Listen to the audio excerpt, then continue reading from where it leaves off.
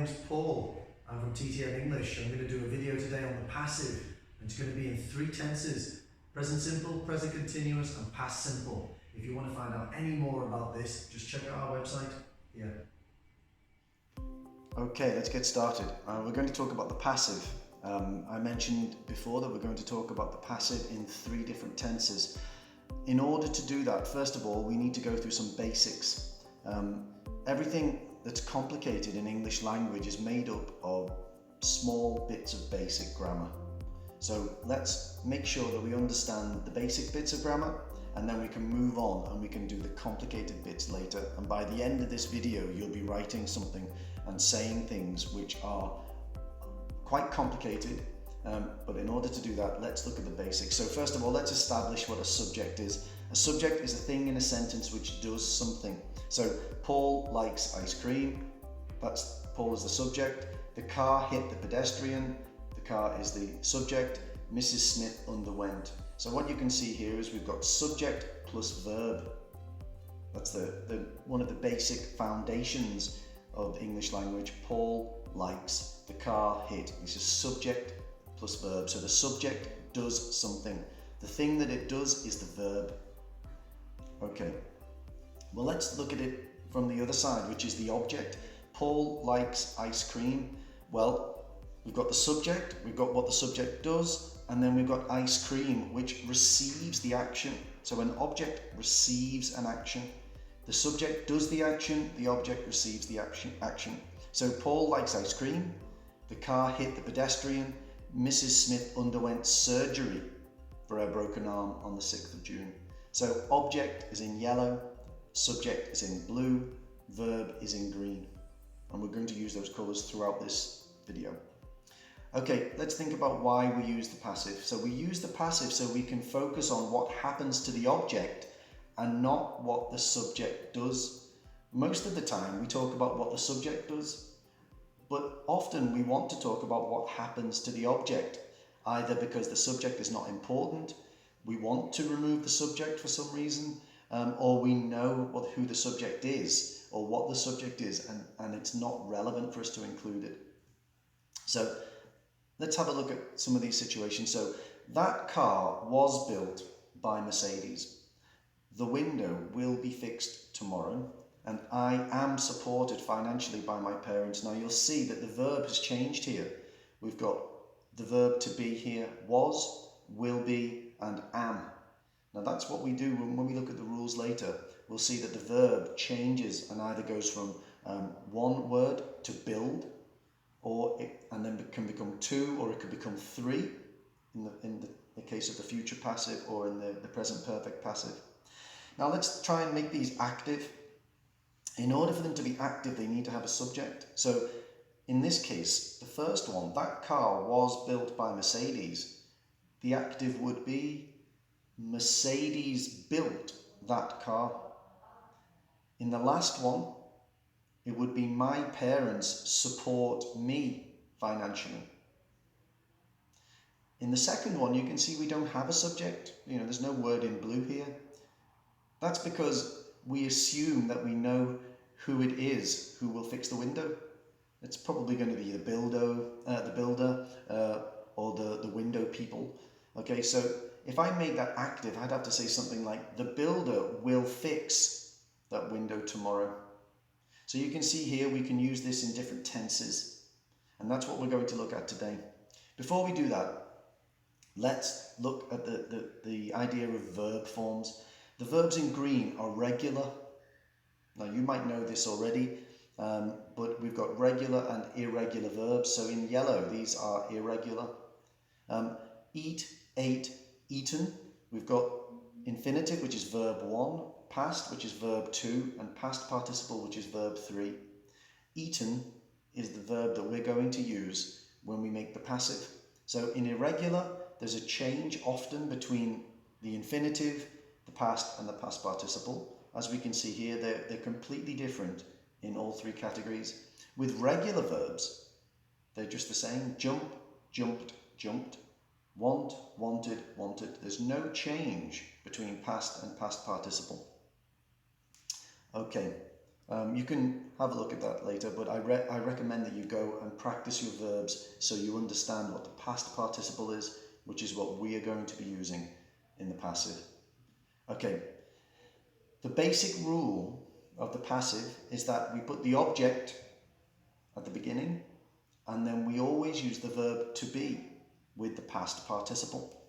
So the verb to be changes in different tenses, it changes with plurals, but look at these examples. This is all past simple passive. The cake is the object and was eaten. The window was broken. His prescription was renewed. Now you can't say the cake eaten because we're not then saying what happened to the cake. We're saying that the cake did something. Okay, the window can't break something.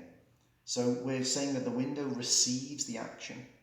The cake was eaten by somebody else. The window was broken by the boys. His prescription was renewed by the doctor. Okay, so let's go through that in a little bit more detail. So we always use the verb to be and the past participle in the passive. We can use the passive in different tenses. In different tenses, the passive changes, but it's only the verb to be that changes.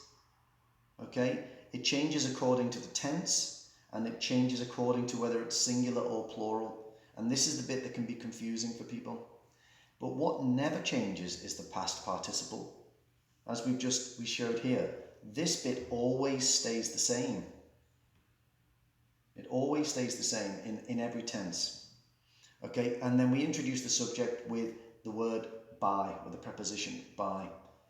Okay, so let's have a look at present simple. Present simple is just for routines or for facts, general truths in the present. So in the active, it would be my teacher helps me.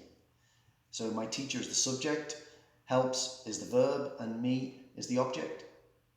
Okay, in the passive, I am helped by my teacher. So my teacher now goes to the end and it becomes I. Okay, I am the object of this, so am helped is the verb. We've got the verb to be, and then we've got help, which is a regular verb, becomes helped. We just add ed on the end, by my teacher. Okay, the next one, dialysis helps Mr. Smith with his kidney problems. Well, Mr. Smith is the object that goes to the front of the sentence. Helps becomes to is helped. And then with his kidney problems, by dialysis goes to the end. So the subject goes to the end, as we said before. Then we've got the government implements new legislation.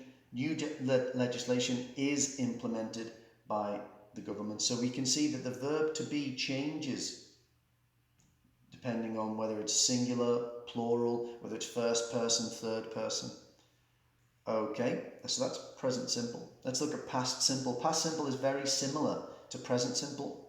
My teacher helped me. Okay, that's in the past. It's a regular verb. I was helped by my teacher. So we're now in the past, so the verb to be becomes was instead of am in this example. Helped is the past participle. Because it's a regular verb, they are the same. Okay, dialysis helped Mr. Smith. Mr. Smith was helped. And if we look at this last one, the government implemented new laws last year. Okay, so new laws were implemented. So we use were, not was. And that's because laws is a plural.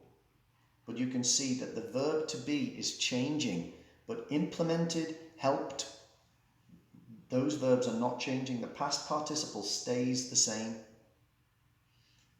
Okay, now a more confusing tense is present continuous. So present continuous is made of the verb to be plus the verb plus ing. So I am speaking. He is listening. You are writing. Okay, be plus verb plus ing. Okay, but as we said before, the passive is made of the be plus the past participle. Okay, so what we need to do is we need to combine these together to make the present continuous passive. So we've got present continuous in blue, passive in red. So when you combine blue and red, you get purple. So be plus being plus the past participle. So we always use this when we're doing present continuous. Be plus being plus the past participle. So let's look at some examples. My teacher is helping me. Okay, that's active. My teacher is the subject.